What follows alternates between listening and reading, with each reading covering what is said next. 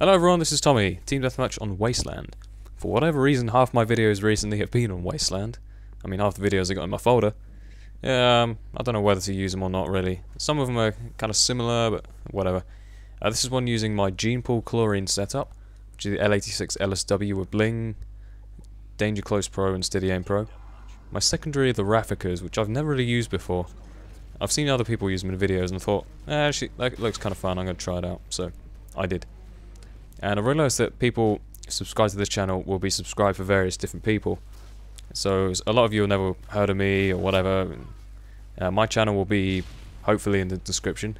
I don't know. I don't control it, but so I know a lot of you will come from. We can have mixed views on different people, aren't we? But in case you don't know me, my playstyle is use whatever the fuck I want for the maximum fun. I don't really have any particular skills or anything. I'm not a good player. Most of the guys you'll see on this channel get like 50 kill streaks, quad sprays and shit. I'm just the normal guy who doesn't have any kind of skill in this game. I just enjoy it. I use various different things, get different combinations to keep it interesting, and that is that. So on Wasteland here, this middle part of the level is a huge choke point.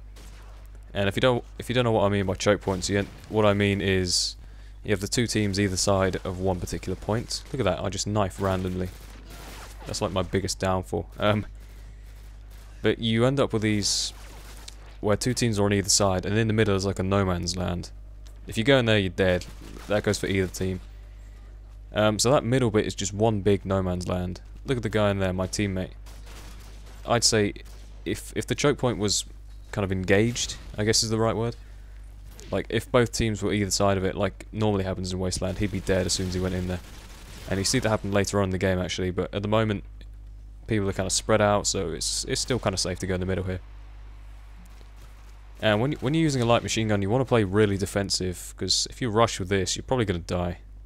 That's not what they're meant for. That's why you move so slowly with them. But Danger Close Pro, I'm really not sure why I had it on. I'm guessing this was supposed to be my kit I switched to, like from a one-man army hardline kit, because I was going for some nukes. So, will I get a nuke this time? Well, you're gonna have to wait and see, aren't you? And so, since no one ever runs UAV, it's really hard to tell where people are coming from.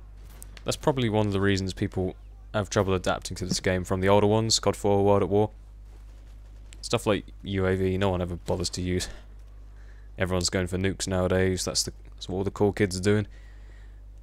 But I saw all my team were over there, so I figured, well, I'm probably going to die pretty soon if I don't move. I think I'll get one more guy and then I'll decide to bail out, because it's a bit too dangerous to stay out here by yourself. Especially with something that isn't too good at short range. That's why I have the Rafficas on, because I know they're pretty good short range guns, especially with steady aim. Unfortunately, I have never had any practice with those things, so that's why I do so badly with them. But this light machine gun here is, I'd say it's my favourite at the moment. Has a nice rate of fire combined with the power, and it's pretty accurate as long as you've got grip on, but if you don't have grip, it can be pretty hard to control. These iron sights are kind of nice as well. It's like a little needle at the end or something. But apparently this thing has a different ACOG. Maybe I'm thinking of a different gun. I'm sure if I am, I'll be corrected numerous times in the comments, but there we go. Actually, I need to get a game with that ACOG, because it looks kind of nice. I think it was Wings of Redemption used it. I don't know if speaking about Wings of Redemption is allowed on this channel since he left, but never mind. Oh, there's the door, okay. I'll just wait for the person to go out the room. Let's carry on. Oh, did I die? I missed that. Probably. Anyway, I think the final score is, I think that's probably my last death of the game. And it's been pretty slow paced so far, but pretty soon I'll start to rack up the kills. You want to burst fire at long range with these light machine guns, because it's the best way to do it. Because even with grip, you're still going to miss a lot of shots. Look at these invincible, broken cars. The good thing about this gun, actually, one of the things I really like is that the reload animation is really quick compared to something like the RPD. And you can kind of cancel it halfway through. As soon as you've got the bullets loaded in, then you can cancel it by sprinting. That's a good tip. That guy's sentry gun there. That's actually a pretty decent position. So I figure they're going to be in that middle bit now, since that's, like I said, a huge choke point. And the sentry gun kind of points that out for me. Go for a C4 in a minute, I think. No, I've used my C4, okay. C4 is actually pretty good in that little spot there. Danger close actually helps the air support in this game, but in terms of explosives or something, it really does nothing. I should have had, I don't know, RPGs or thumpers on. At least that'll get some use out of it. And scavenger, if you're planning on using danger close, use scavenger.